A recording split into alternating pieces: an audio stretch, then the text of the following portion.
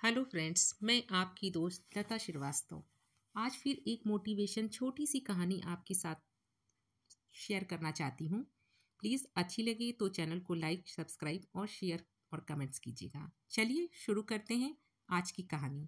और आज की कहानी का शीर्षक है एक बोरी गेहूँ। चलिए शुरू करते हैं आज की कहानी। प्रताप नगर में एक बहुत ही संपन्न राजा था।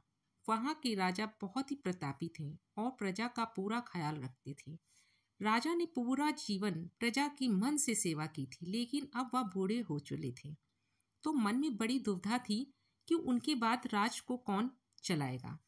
राजा साहब के 3 बेटे थे।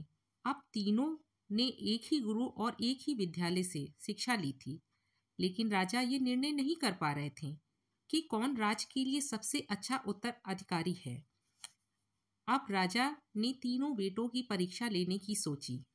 एक दिन राजा ने सुबह सुबह सभी पुत्रों को बुलाया और उन सबको एक बोरी गेहूं देते हुए कहा कि मैं और तुम्हारी माता तीर्थ स्थान पर जा रहे हैं। हमें वापस आने में 1 वर्ष से ज़्यादा लग सकता है।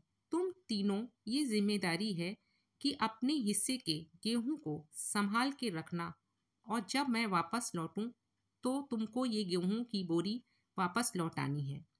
ऐसा कहकर राजा अपने साथ रानी को लेकर तीर्थ स्थान यात्रा पर चल दिए।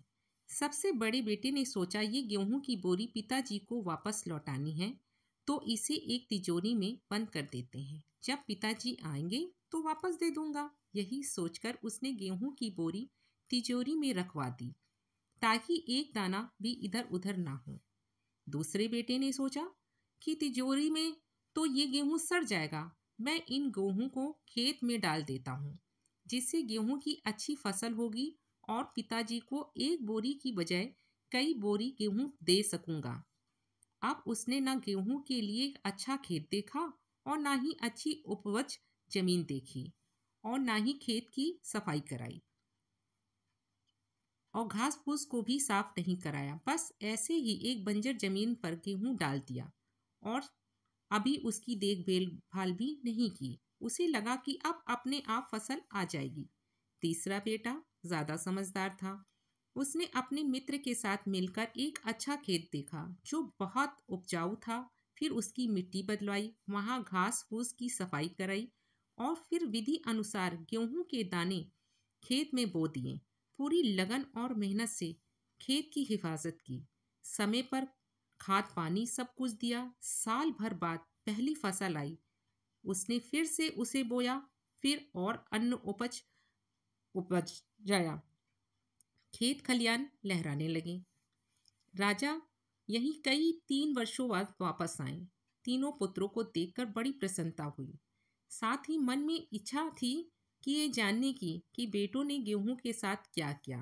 पहले पुत्र ने जैसे ही तिजोरी खोल के दिखाई, अंदर से बहुत बुरी बदबू आ रही थी। सब कुछ सड़ कर राख हो चुका था। पिता ने कहा, ये अन्न है जिससे हमारा सबका जीवन चलता है और तुम इसकी देखभाल नहीं कर पाए, तुम क्या राज्य संभालोगे। अब दूसरे बेटे ने पिता को जब उस जगह पे ले गया जहां पर उसने गेहूं डलवाया था, वहां जाकर देखा तो वह जंगल था। बड़ी बड़ी घास फूस खड़ी थी। गेहूं का तो नामो निशान ही नहीं था। राजा बहुत ही नाराज हुए और उसे भी राज्य का उत्तराधिकारी बनाने से मना कर दिया। अब तीसरे पुत्र पिता को अपने खेतों पर ले गया। वहां दूर से ही एक अलग सी खुशबू आ रही थी। गेहूं की फसल लहरा रही थी। चारों तरफ हरियाली और जीवन था और उसे खेत में 50 बोरी से ज्यादा गेहूं उत्पन्न हो चुका था। और राजा भी खेत में फिर से फसल खड़ी थी। राजा का मन देखकर बहुत प्रसन्न हुआ और राजा ने तीसरे बेटे को अपने राज का उत्तराधिकारी बनने का निर्णय लिया।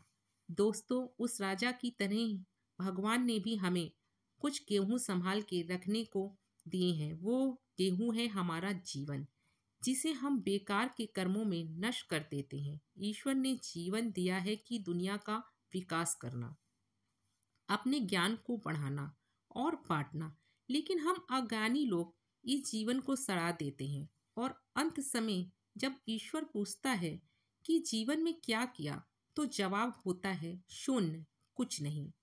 अपने मन की जमीन को साफ करिए, उसमें जो घास फूस है वो हटाइए। मन में जो ईर्ष्या है, गुस्सा है, वासनाएं हैं, उसे हटाइए। अच्छाई के बीज बोइए, फिर ईश्वर आपसे बेहद खुश होंगे। धन्यवाद। प्लीज़ फ्रेंड्स, आपको हमारी ये कहानी अच्छी लगे तो हमारे चैनल को लाइक कीजिएगा, सब्सक्राइब कीजिएगा, शेयर कीजिएगा और कमेंट कीजिएगा। Thank you so much.